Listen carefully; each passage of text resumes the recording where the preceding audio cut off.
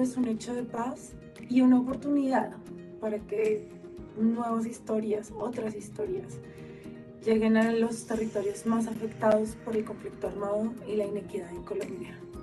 Todas y todos podemos ayudar a que la paz se siga escribiendo en el Bajo Cauca, en el Catatumbo, en el Pacífico Nariñense, en el Chocó y en el Guaviare. Territorios que sufren graves tragedias a causa de la violencia armada. Únete y dona un libro nuevo o en perfecto estado para que el poder transformador de la lectura llegue a los niños y niñas, jóvenes y adultos de las zonas que más lo necesitan.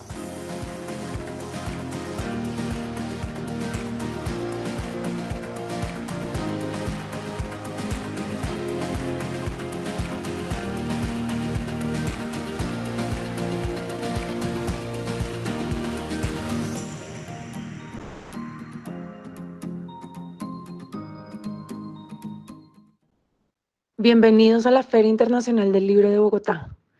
Imaginemos y vivamos juntos esta historia. Muy buenas tardes.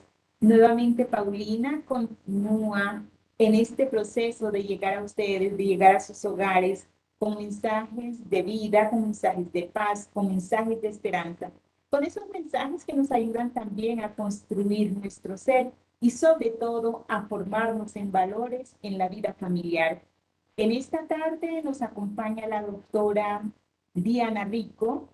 Ella es psicóloga y magíster también en psicología, especialista en educación, educación sexual, acompaña en talleres, en charlas a jóvenes, a niños, a adultos, en la parte de educación.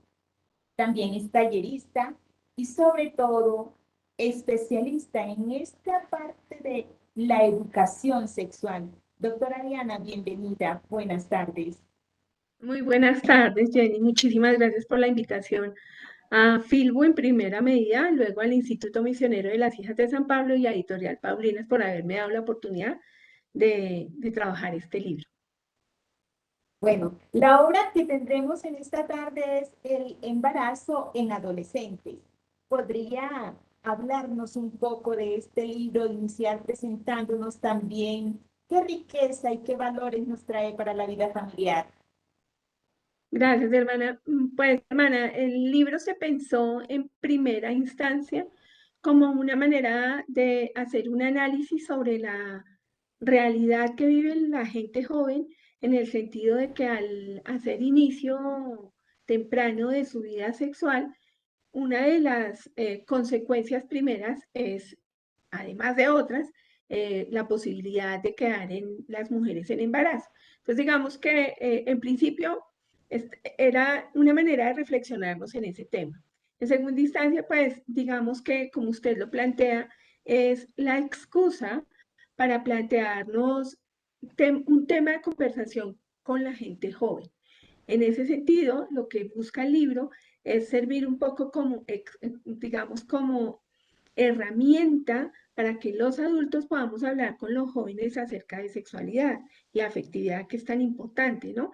Y en tercera instancia, digamos que uno cuando ha trabajado en este tema, hay muchísima, uno diría, no, el embarazo adolescente es igual en todas las circunstancias. Y uno se ha dado cuenta que no siempre es igual, es decir, la situación por la que se queda embarazada, sí es igual siempre, pero digamos que las circunstancias que rodean el embarazo no siempre son iguales y unos son mucho más violentos con el evento mismo, con la mujer y con el hijo por venir. Entonces, digamos que la idea es, analicemos eso, metámonos un poco en la piel del joven y la joven que están viviendo esas situaciones, como lo que busca el libro, ¿no?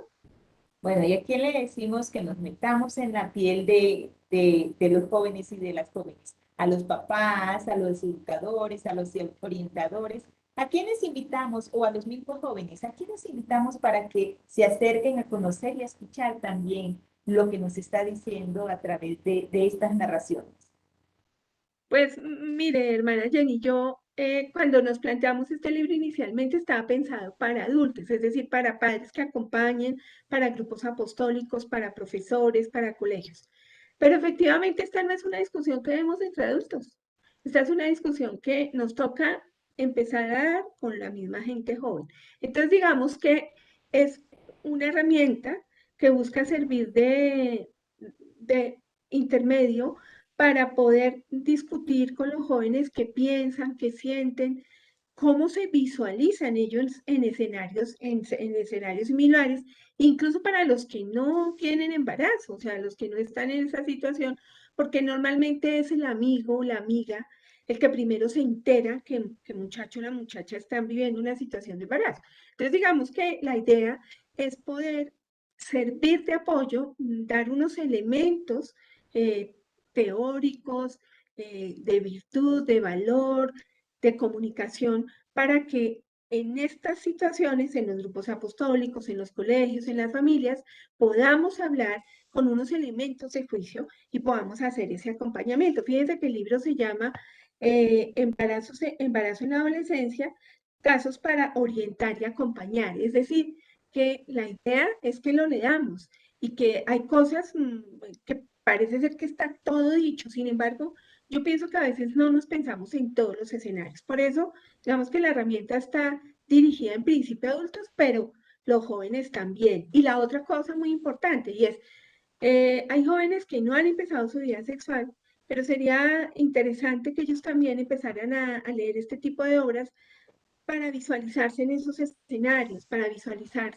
qué haría yo. O sea, yo como joven, ¿cómo viviría esto? ¿Qué pasaría con mi familia?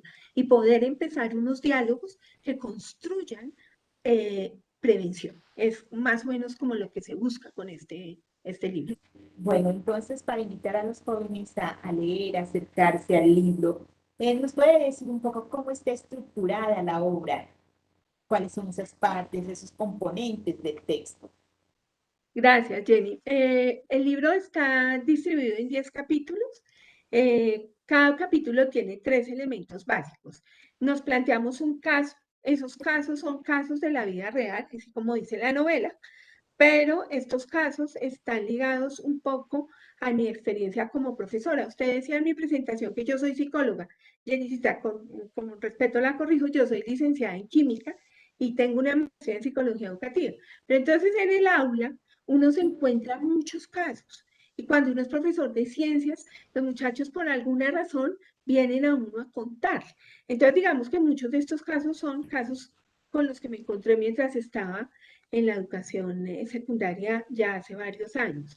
¿Qué hicimos? Tomamos esos casos, algunos los mezclamos, por eso ninguno espera hacer un caso que algunos de mis estudiantes dirán, la profesora contó, no, hicimos las modificaciones por respeto a los estudiantes, también es más bien un elemento genérico. Entonces, el primero es el caso. Luego hay un apartado que se llama Discutamos, que es en el que pretendemos hacer como una especie de taller en el que los grupos apostólicos, el colegio, el profesor que trabaje estos temas de afectividad y sexualidad en el colegio, pueda tener como herramienta para discutir con los jóvenes y abrir unos espacios de comunicación para saber ellos qué sienten y qué piensan en torno a esto. Y en el último apartado que se llama ¿qué podemos aprender y qué podemos enseñar? Son unos elementos teóricos y un poco el análisis de cada caso bajo esa perspectiva de los elementos teóricos, digamos, para ilustrar. Porque una de las preguntas recurrentes, Jenny, que le hacen a uno es, cuando eso me pase, ¿yo qué hago? No, yo no me imagino como adultos. Pero cuando uno habla con los muchachos, es, no tengo ni idea, yo mejor me quedo callada. Entonces, digamos que esto de buscar excusas para comunicarnos es muy importante, porque digamos que el silencio que hubo en el pasado ya no es una cosa de hoy día, pero lamentablemente los muchachos encuentran información no estructurada, no diseñada para ellos en las redes sociales, bueno, ustedes ya sabemos, en Facebook. Hoy en día con la apertura de la tecnología, pues hay muchísima información. Ahora bien, el asunto es cómo hacemos para estructurar esa información y que de verdad permita el análisis y la reflexión.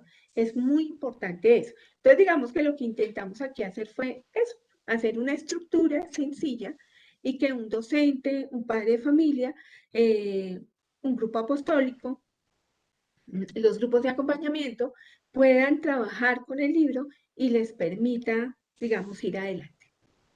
Diana, ¿y podríamos adentrarnos un poquito en el contenido del texto, del libro? ¿Podríamos extraer un caso para que también nos lo compartan y a través de eso nos pueda también como poner al tanto de la riqueza que trae este libro? Pues Jenny, hay casos variopintos, ¿no? Voy a darle dos ejemplos. Uno, porque a mí me llamó mucho la atención a mí personalmente. Y el otro, porque es uno de esos casos en los que los dos muchachos en el caso no se conocieron, pero yo los conocí a los dos. Y entonces en el texto uní sus historias. Entonces, el primero es una mamá a la que conocí cuando la mamá tenía 23 años, si mal no recuerdo, y para el momento que yo la conocí tenía 6 hijos. Había tenido sus hijos seguidos y por varias razones, no todos sus hijos eran de una pareja diferente. Cuando uno entra en el juicio y en el prejuicio, entonces la gente empieza terrible. No.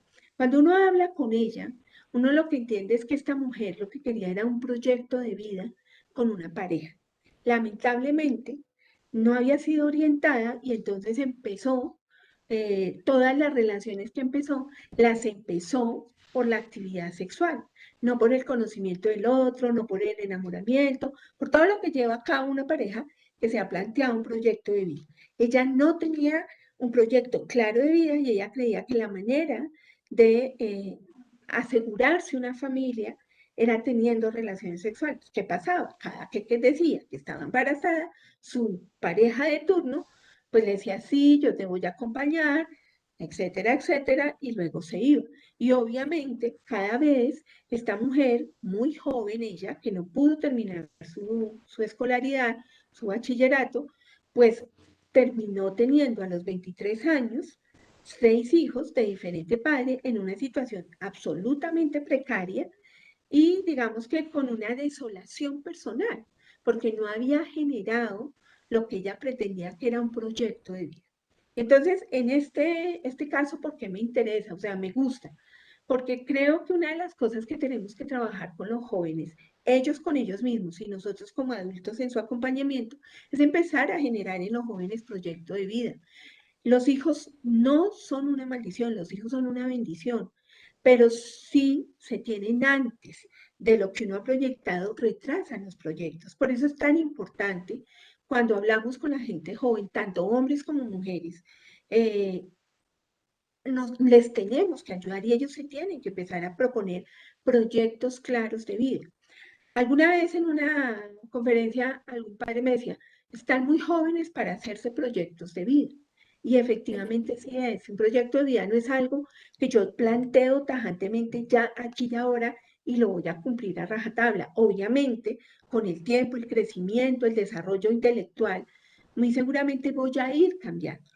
Pero si, por ejemplo, yo me planteo un proyecto de vida en el que como mujer primero estudio, luego intento llegar a la universidad, luego llegar a la universidad y graduarme, trabajo de lo que he aprendido y posteriormente puedo plantearme ser familia. Entonces eso no quiere decir que yo vaya a perder mi vida afectiva. Yo puedo tener novios, puedo tener amigos, pero ello significa darle un valor a cada elemento de mi vida. Nosotros como seres humanos tenemos unas dimensiones, una dimensión física, una dimensión psicológica y una dimensión espiritual. Cuando a nosotros nos maneja el cuerpo y no somos capaces de parar en una situación, entonces ahí hay un problema, proyecto de vida. Cuando a nosotros nos maneja la psicología y soy de las que me enamoro cada 2 o 3 meses, pero este novio no me funcionó y entonces yo rompo con eso. Pero y aparte de eso entrego mi cuerpo. Entonces ahí tampoco hay un proyecto de vida bien estructurado. Entonces la idea, Jenicita, de este capítulo es un poco trabajar acerca de la importancia de generar en la gente joven proyecto de vida. Ese es uno. Y el segundo que le quería comentar es que efectivamente cuando uno está hablando de embarazo adolescente, y sé que en esto, por ejemplo, muchos colectivos feministas plantean que lo importante es la mujer y que ella está en posibilidad de elegir, eso no lo vamos a discutir. Pero resulta que hay uno de los casos que se llama padre soltero, en el que, y en algunos otros casos lo vemos, los muchachos, los hombres, terminan siendo excluidos de la situación del embarazo. Efectivamente, ellos no están embarazados, pero ellos participaron con su pareja en el proceso. Y entonces, algunos de ellos, y hoy lamentablemente uno ve que son más pro vida los muchachos, y eso, vuelvo y repito, algunos colectivos mencionan esto como si fuera malo, ¿cierto? Y también no vamos a entrar a juzgar a las niñas que no son pro vida o que preferirían no tener hijos, ¿cierto? Pero entonces ahí el capítulo lo que nos invita es a contar, o sea, cuenta de la historia de dos muchachos que estando muy jóvenes quedan sus parejas en embarazo y por situaciones diferentes, uno por la familia y otro porque la muchacha no asume a su bebé, los muchachos terminan quedándose con los niños, ¿cierto?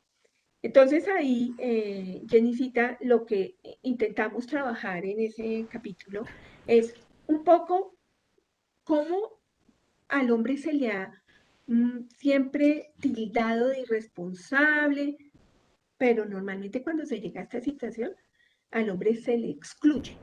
Es que esto es mi problema, este es mi cuerpo. Entonces, cuando se les excluye, entonces raramente podemos decir que es que muchachos son irresponsables, no, porque se lo excluyó. Y en el caso de los dos muchachos, a uno es la familia de la muchacha la que le dice, no, mi hija no puede tener ese hijo.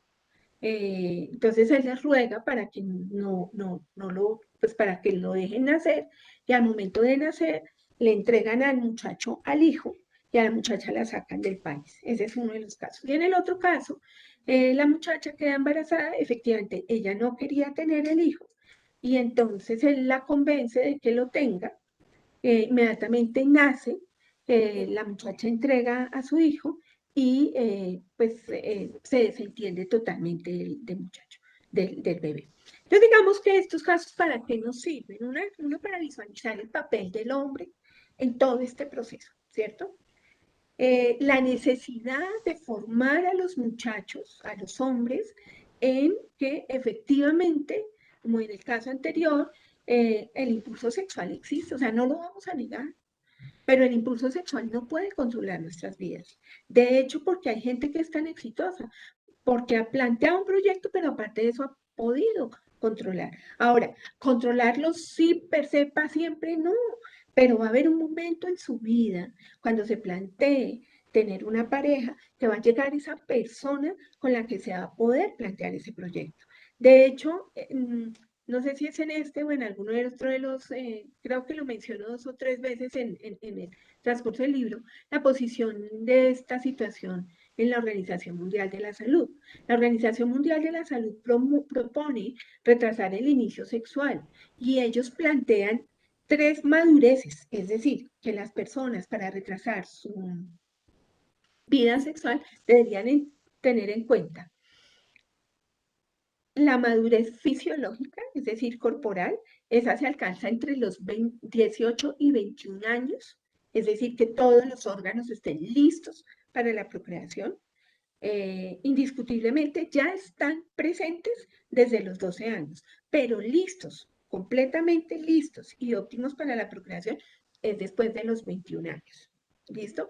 Dice la organización que deberían tener madurez psicológica y madurez económica y de sostenibilidad. Pues imagínese, Jenicita, que la madurez económica y de sostenibilidad, la organización también la plantea posterior a los 24 años, cuando los muchachos han terminado de estudiar y son capaces de mantenerse económicamente ellos y a un tercero. Pero cuando plantea lo de la madurez psicológica, ahí estamos todos frente a un reto grandísimo y es el siguiente.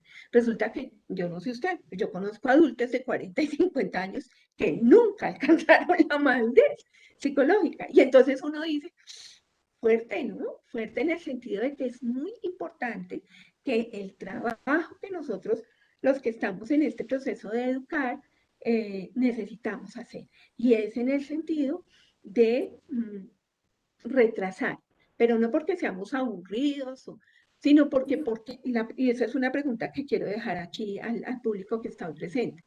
¿Por qué tomar decisiones entre los 12 y los 21 años, que es el periodo llamado de adolescencia, si es uno de los periodos más cortos de la vida?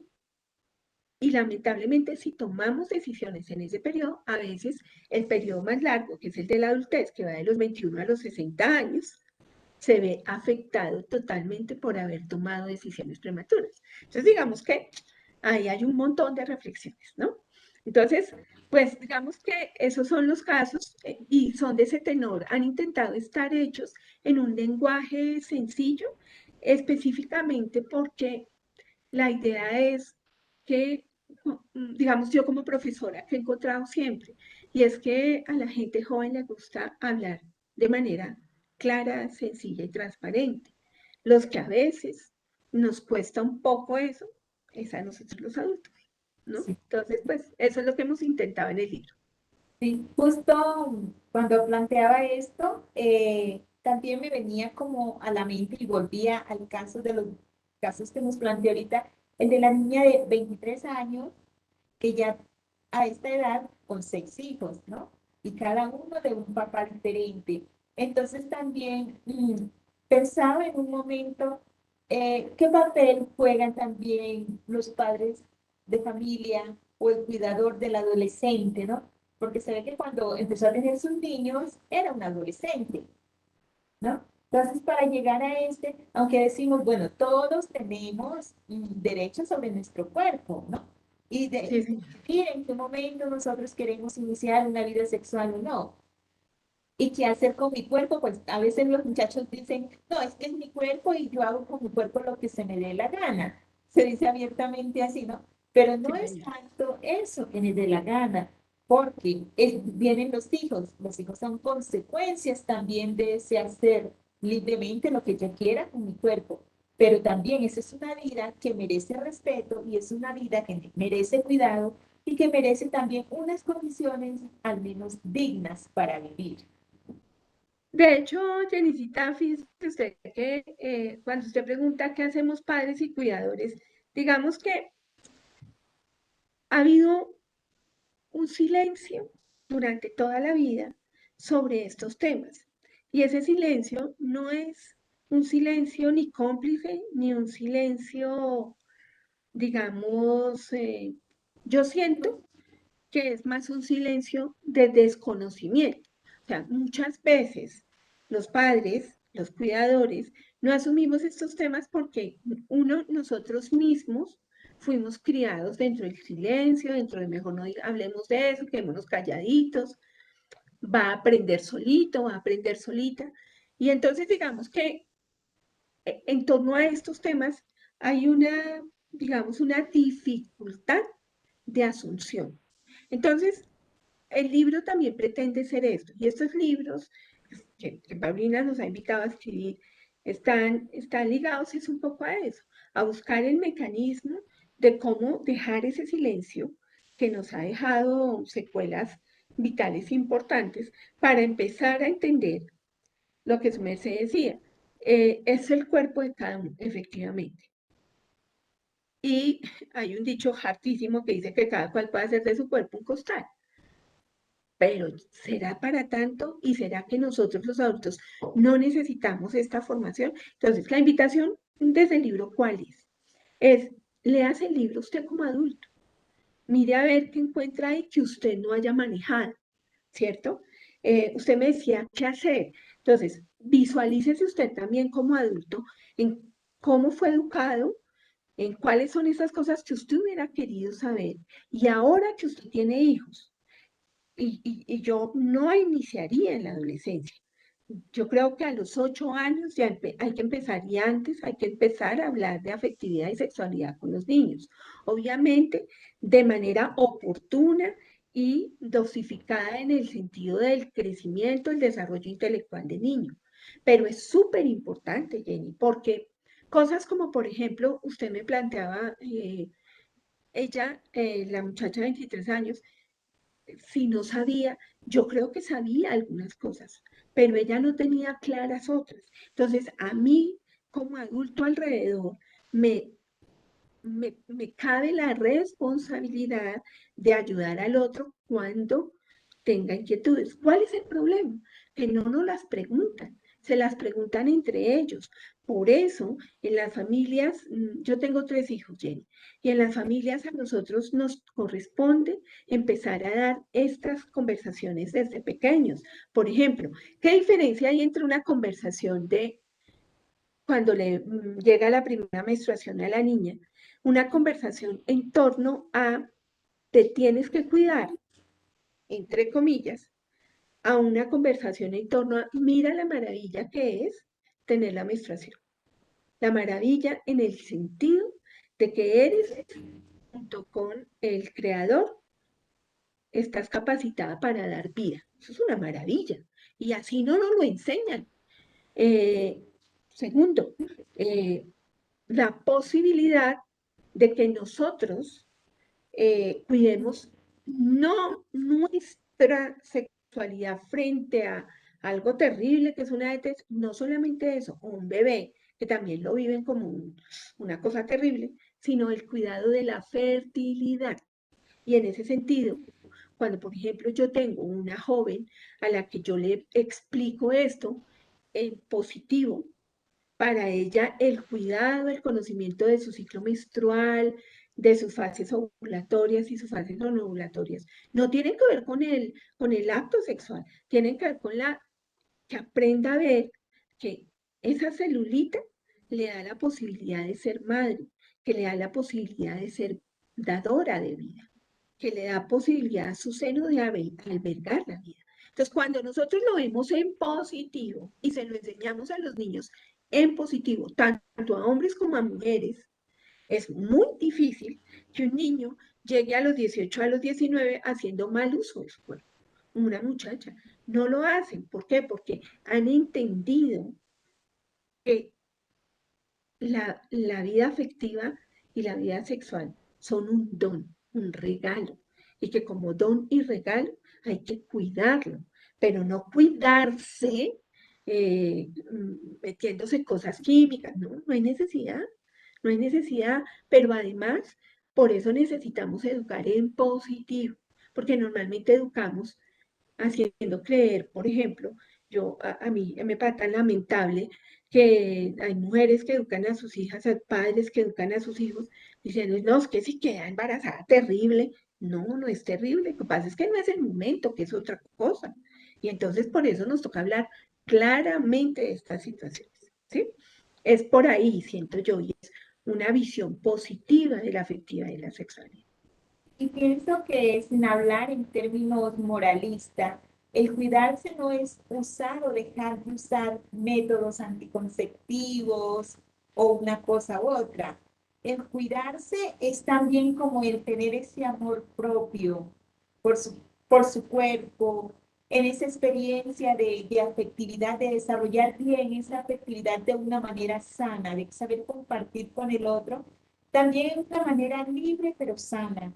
Y allí está también la responsabilidad y está también la presencia de los papás, porque muchas veces pueden decir, no, pero si es que ella estuvo en la casa y lo tuvo todo, pero puede ser que tuvo las cosas materiales, pero ¿dónde estuvo la mamá? ¿Dónde estuvo el papá cuando el joven o el adolescente tuvo una inquietud y quiso hablar con los adultos sobre eso?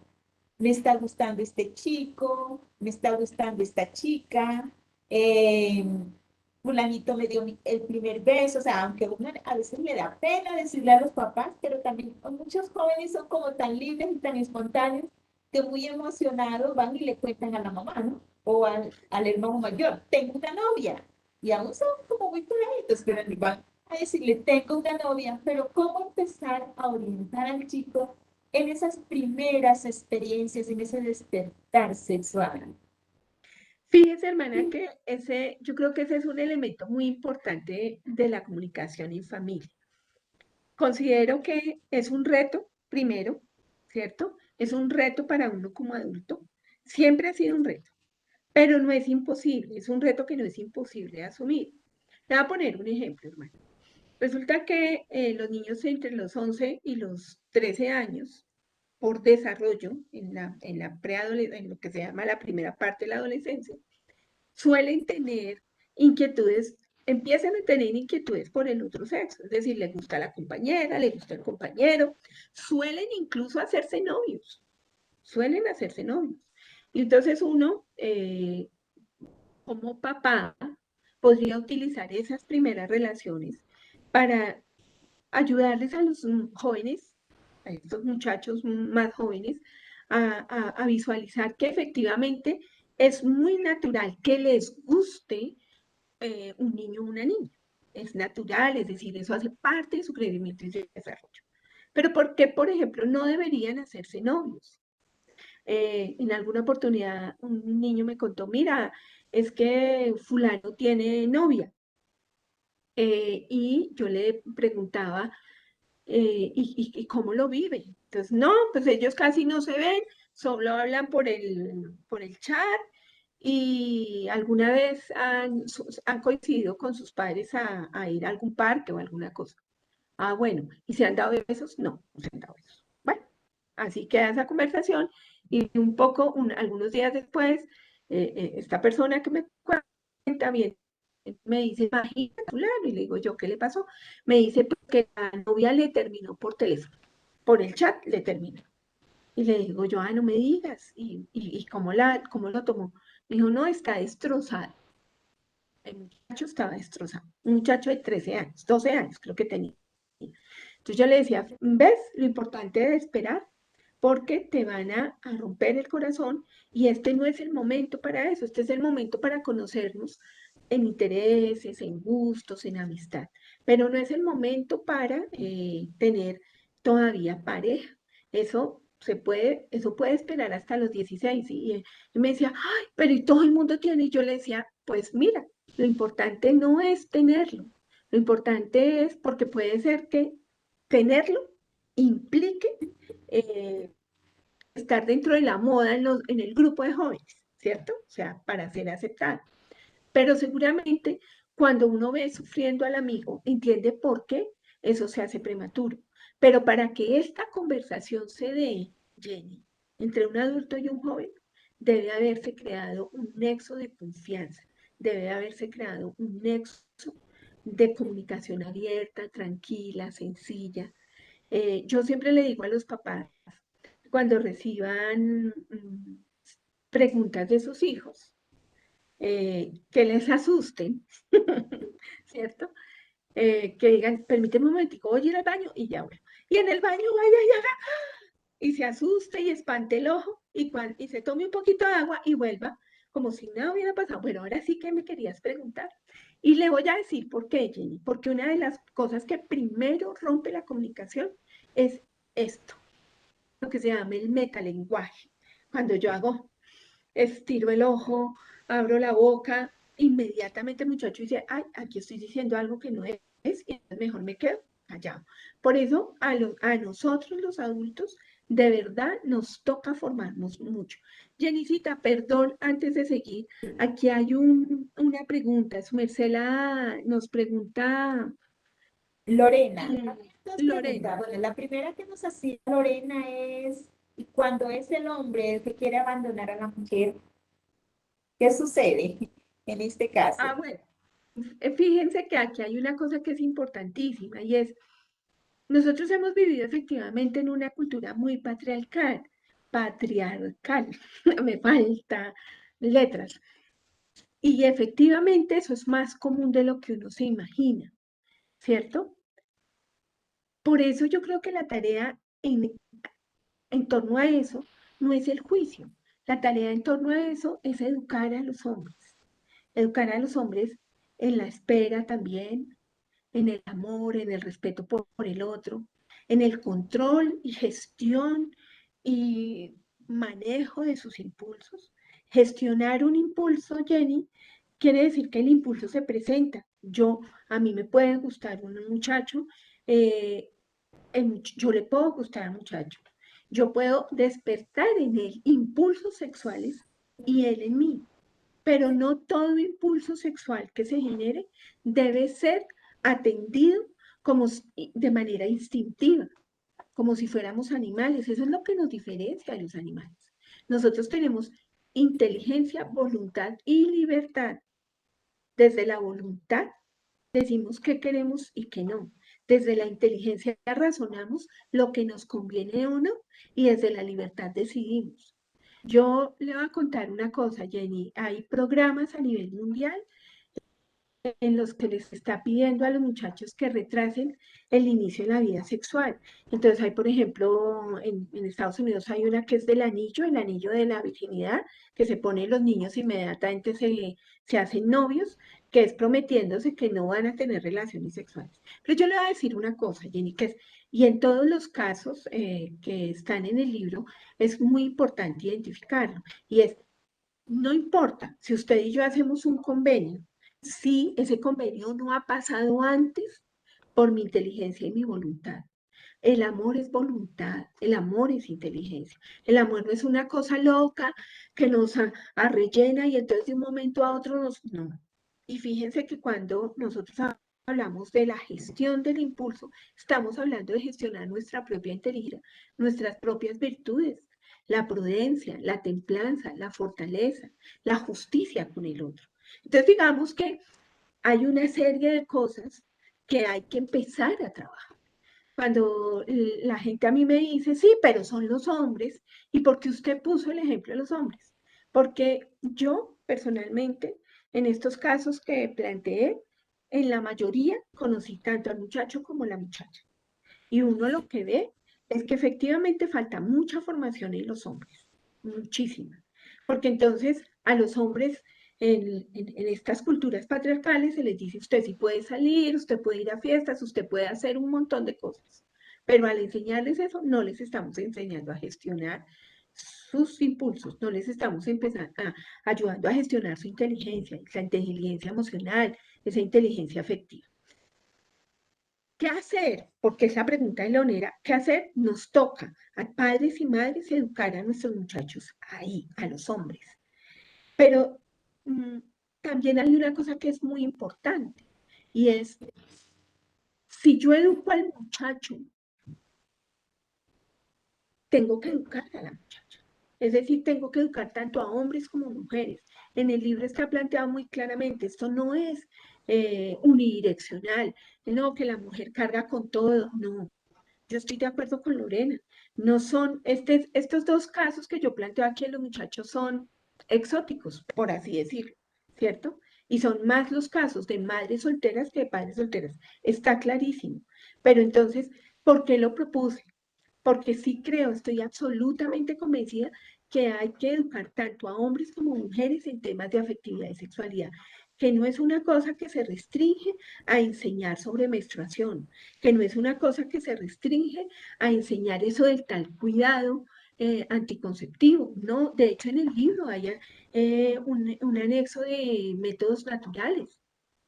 Ahí está, es decir, eso está. Pero el problema no es ese. El problema es, uno, generar comunicación abierta desde jóvenes, para que cuando tengan esa posibilidad tengan con quién discutirlo. Dos, educar tanto a hombres como mujeres en la gestión de los impulsos. Tres, educarlos que tenemos dimensiones humanas y que no es dejando que una de las dimensiones gane como va a salir avante un proyecto vital. No, es intentando compaginar esos elementos de nuestras dimensiones corporal, psicológica y espiritual, son las que van a permitir que pueda gestionar mi proyecto de vida. ¿Listo? Es decir, no es un trabajo de una hora, Jenny, y como dice alguno, bueno, esto es todo por ahora. Entonces explican algo a los 12 años y durante 4 o 5 años hay un silencio absoluto en la familia. No, esto es una cosa permanente. eh, hay un modelo en algunas partes del mundo que es el modelo del día en familia, ¿sí? Porque como hoy en día hay tan poco tiempo para compartir en familia, entonces cada familia elige un día. Yo les propongo aún más que eso. Propongámonos un día de almuerzo o de cena familiar, de esos que ya lamentablemente no estamos pudiendo compartir, para preguntarnos qué piensas, qué sientes, cómo te ha ido, cómo están tus amigos, contarte yo cómo me ha ido con mis amigos, con mis compañeros de trabajo. Cuando nosotros logramos eso, Jenny, estamos empezando a tejer en familia lo que se llama la comunicación. Y ese tejido es el que nos va a permitir en un momento determinado, cuando nos llegan estas situaciones, poder salir adelante con ellas. Bueno, otra pregunta de Lorena es, cuando habla de crearle un proyecto de vida al niño o a la niña, ¿qué hacer para que en ello realmente se pueda crear esta noción de proyecto de vida? Fíjese, Jenny, que hoy en día en los colegios, en algunos, no sé si en todos, pero sí en algunos colegios, se habla del día, por ejemplo, de invitar a los papitos. Y en los colegios lo invitan a uno para que uno le cuente a los compañeritos del hijo uno qué hace. Y lo invitan a uno, por ejemplo, que tú eres profesora, ¿tú qué haces? No, lo mismo que tu profesor. Ah, pero es que dice la presentación que tú haces talleres, ¿tú de qué haces talleres? Los niños le preguntan a uno, ah, no, que es que mi papá es conductor de un bus escolar. Ese tipo de cosas ayudan a visualizar a los niños pequeños cómo es su familia y cómo es la familia de los otros. Y cuáles los niños ya tienen una noción de qué quisieran ser. Entonces, por ejemplo, yo recuerdo mucho que en algún colegio en el que nos invitaron a hacer eso, fue un papá que era abogado, pero él trabajaba en algo con la ONU, a ver si recuerdo, como de rescate de niños que estaban en abandono. Entonces el señor contó un caso y todos los niños salieron diciendo que ellos querían ser abogados. Entonces cuando la profesora les preguntó por qué querían hacer eso, los niños refirieron el caso de ese papá porque a los niños les impactó. Entonces a veces hay colegios en los que no cuentan eso, o sea, no hacen el día de invitar a los papás. Incluso hay colegios, ya necesitan los que se invitan en una fecha a las mamás y en otra fecha a los papás, para que los papás cuenten un poco acerca de su profesión. Eso parece una bobada y a veces hay colegios en los que se dice, no, porque los niños se comparan. No, pero los niños que son más limpios que uno, ellos se impactan por otras cosas. En Estados Unidos, por ejemplo, que también se hace esto, lo que hacen es invitar, por ejemplo, y normalmente cada curso en las comunidades como son pequeñas, hay un bombero, hay una enfermera, hay un policía. Y uno normalmente ve que en estos niños las encuestas posteriores lo que muestran es que ellos quieren ser bomberos, porque para ellos es una machera salvar gente, ¿sí? O ser médico, porque para ellos es una machera salvar gente. Es decir, en el niño subyace una noción de servicio, que nosotros cuando empezamos a crear proyecto de vida, les debemos enseñar eso, el servicio. Otra cosa, bueno, que en el colegio no hacen eso, que qué embarrada. Usted como papá invite a su hijo en el día de los cumpleaños, en lugar de recibir regalos, invítelo a que de lo que le regalen, vaya y le comparta un pastel a los niños pobres. Cuando su hijo aprende eso, empieza a tener un proyecto de vida, porque empieza a entender en el servicio al otro una manera de ejercer la vida. Pero si yo solo le doy a mi hijo un montón de regalos, lo atiborro de regalos en Navidad, el niño no va a entender la realidad fuera y entonces es un niño que no va a tener una noción de una vida real. Entonces, sí es muy importante eso. En Navidad, por ejemplo, invitarlos las congregaciones, los grupos apostólicos entregan desayunos, por ejemplo, van y acompañan niños. Invitemos a nuestros hijos a eso. Hagamos servicio social con nuestros niños. Cuando nuestros niños hacen eso desde pequeños, empiezan a tener una noción de lo que ellos quieren para su propia vida. En principio, cuando ven mucha pobreza, empiezan a entender que no quieren estar en esas circunstancias. Entonces empiezan a entender, por ejemplo, el valor de la educación, empiezan a entender un montón de cosas. Entonces a mí alguna vez me decía alguien en un colegio muy deprimido, sí, pero eso es porque ustedes van y tienen. Yo le decía, ¿por qué no compartes lo que tú tienes? Entonces hicimos una brigada de aseo en ese barrio y fueron los muchachos los que hicieron aseo y empezaron a entender cositas, Jenny, que empiezan a generar una visión más amplia del proyecto de vida. No sé si es claro eso. Formar proyectos de vida no es tan fácil, pero sí es un trabajo que debemos empezar a hacer. Y repito, como la comunicación es algo que se hilvana desde pequeños.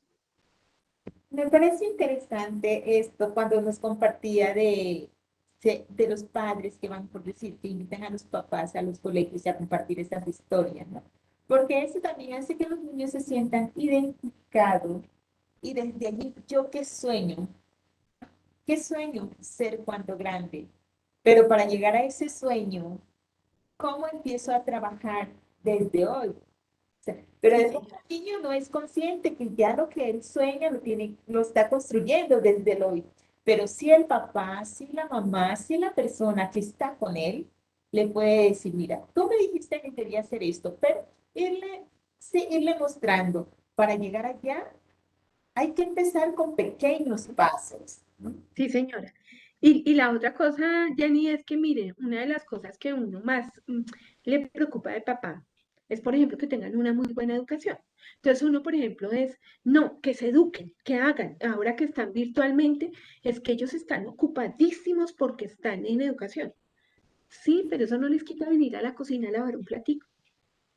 Y cuando colaboran y cuando aprenden que todo es un esfuerzo, que están tan ocupados ellos como están sus padres, ¿cierto?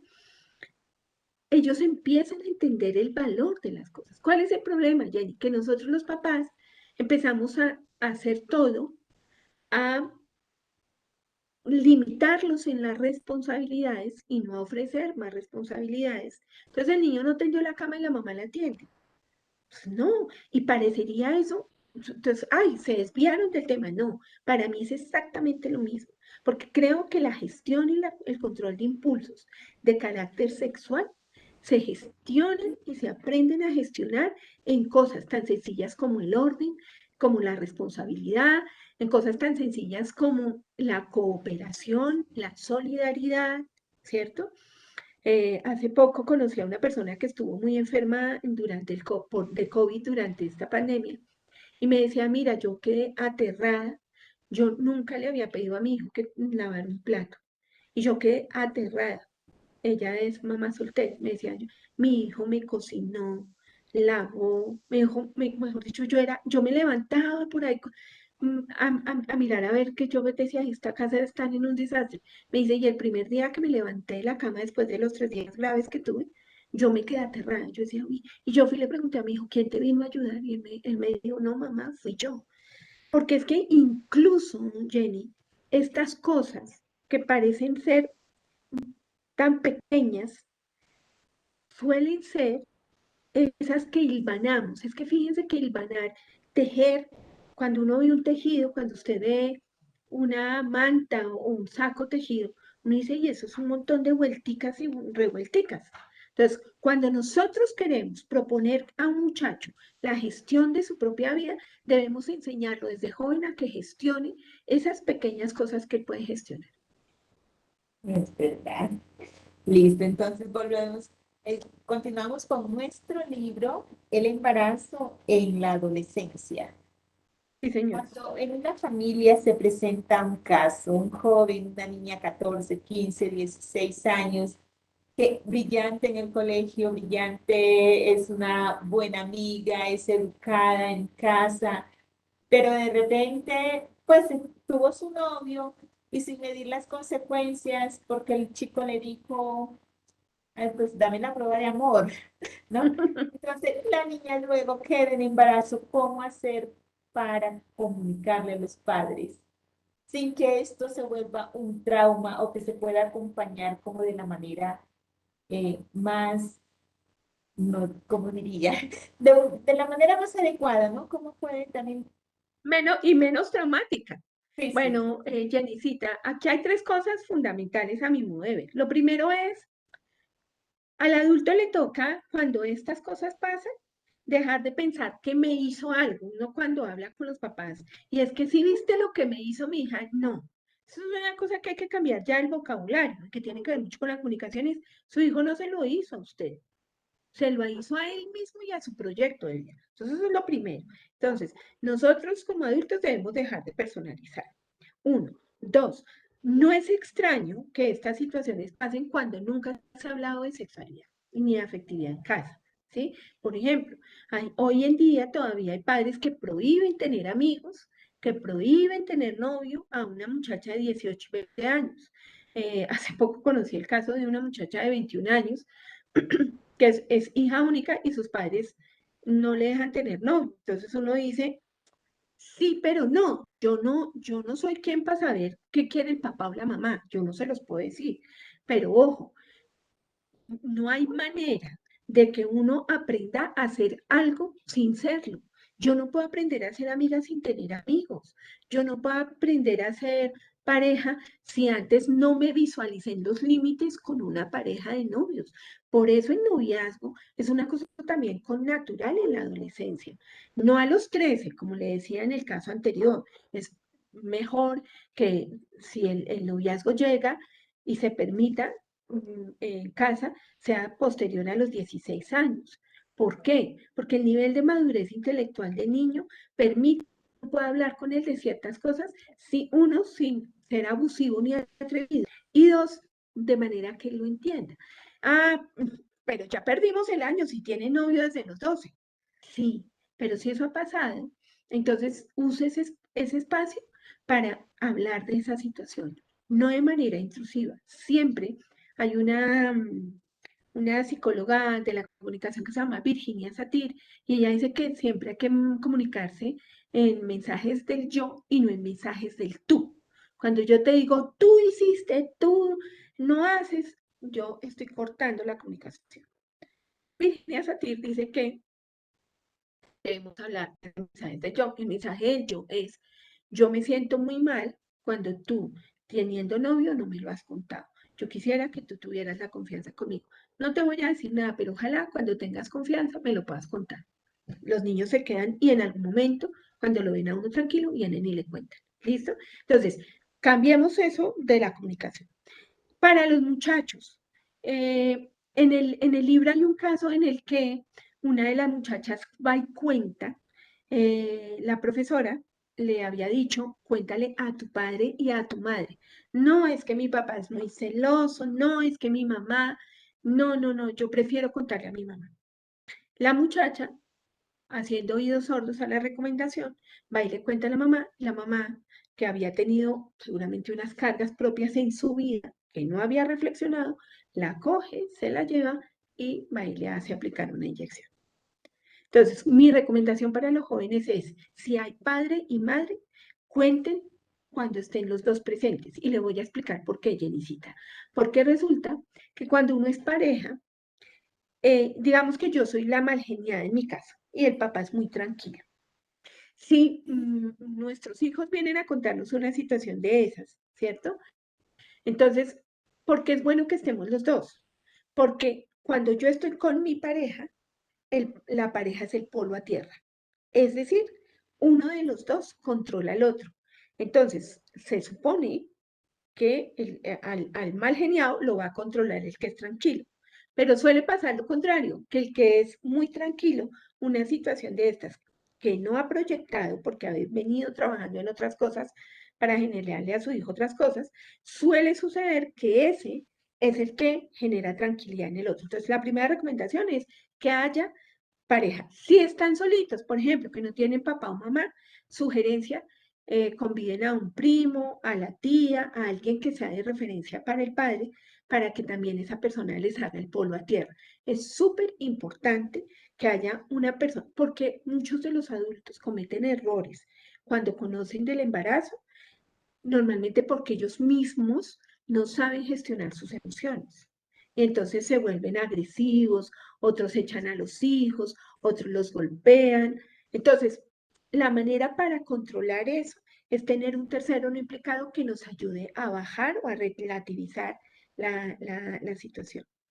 Y en algún momento, si logran, por ejemplo, contarlo, yo quisiera contarles una cosa que con esto creo que ya terminamos. Y es, normalmente los muchachos cuando están en esta situación y van y cuentan, ellos no quieren regaños, ellos ya saben que la han embarrado, ellos saben que se han equivocado, ellos quisieran, pero miren, esto es muy recurrente, ellos quisieran un abrazo y que les digan que todo va a estar bien.